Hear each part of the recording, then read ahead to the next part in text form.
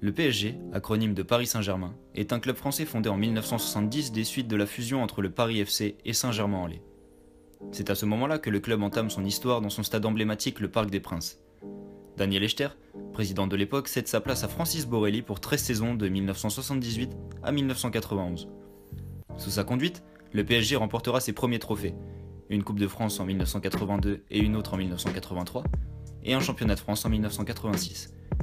C'est à cette époque que les premières stars du club voient le jour, dont Safet Souzic et Carlos Bianchi font partie. À l'attaque des années 1990, la gestion à l'ancienne du président Borelli est à bout de souffle et Canal+, alors diffuseur officiel du championnat, investit dans le PSG et promouvoit Michel Denisot à la présidence du club. La chaîne privée souhaite relancer l'intérêt du championnat en opposant un adversaire à l'OM. C'est la naissance du Classico. En 15 ans, le PSG remportera 2 trophées des champions en 1995 et 1998, 5 Coupes de France en 1993, 1995, 1998, 2004 et 2006, 2 Coupes de la Ligue en 95 et 96, une Coupe des Coupes en 1996 et un championnat de France en 1998. Tous ces trophées n'auraient été brandis sans l'impulsion de grands noms du football mondial comme Rai, Georges Weah, Ronaldinho ou encore David Ginola et à l'arrivée de Pedro Miguel Paoletta, future légende du club. En juin 2006, Canal+ revend le club à Colony Capital, fonds d'investissement américain, pour un peu plus de 22 millions d'euros. Alain Kézac, alors publicitaire français, est nommé à la présidence du club.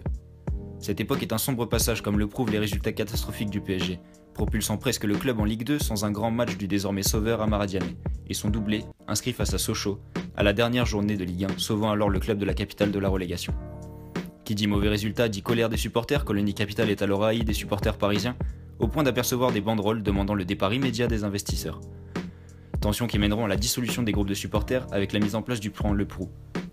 Cependant, le club remporte 2 titres, et la lueur du club s'appelle Pedro Miguel Paoletta, qui portera à lui seul le PSG en inscrivant 109 buts en 211 matchs. Juin 2011, c'est à ce moment-là que le club changera de dimension. QSI rachète le PSG pour 30 millions d'euros et installe Nasser El Khelaifi à la présidence. Leonardo, ancien joueur du club, sera nommé directeur sportif. La question que tout le monde se pose, c'est pourquoi le Qatar investit-il à Paris ? Eh bien tout simplement pour 3 raisons simples. La première étant de se diversifier dans leur secteur d'activité, la deuxième étant de communiquer dans le but d'aboutir à la 3e raison qui est d'accueillir un maximum d'événements sportifs. Stratégie payante avec l'obtention entre autres de la Coupe du Monde de football 2022. Tout cela aurait été impossible sans un développement des structures dignes des grands clubs européens, sans un travail de marque suivi et contrôlé, sans une stratégie sportive forte avec des ambitions et des moyens élevés, et sans une communication maîtrisée de par leur présence sur de nombreux médias sociaux. Les attentes de Qatar Sport Investment sont désormais posées. Remporter la Ligue des Champions et faire du Paris Saint-Germain une véritable franchise de sport basée sur un modèle économique puissant. C'est en 2012 que le PSG franchit un nouveau cap après une saison passée mitigée, terminant le championnat à la 2e position derrière Montpellier.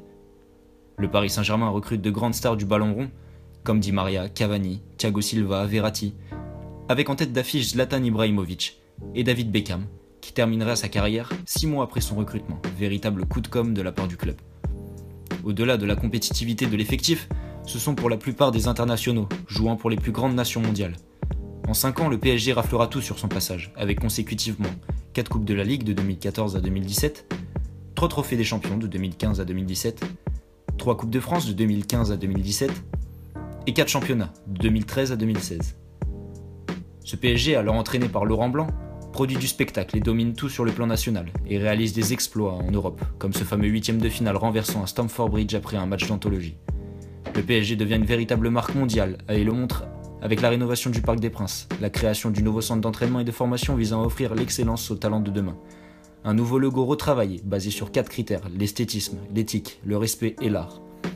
Sa visibilité sur les réseaux ne cesse d'accroître, et à l'instar du FC Barcelone, le PSG devient un club omnisport, ouvrant ses portes au foot féminin, au hand, au judo et au e-sport. La section football féminin connaît une ascension forte avec la construction d'une équipe permettant de rivaliser avec l'Ogre lyonnais. L'attractivité autour des féminines ne cesse d'accroître grâce aux bons résultats de ces dernières. La section handball, elle, va dans la logique du club, avec les recrutements des meilleurs joueurs de la planète, Karabatic à Ballot. Et l'objectif est semblable à celui fixé par la section football, gagner la Ligue des Champions. Le PSG a lancé une section e-sport et rejoint le cercle fermé des clubs disposant d'une telle section. Le but principal étant de développer la marque sur d'autres supports, grâce à un marché en pleine expansion.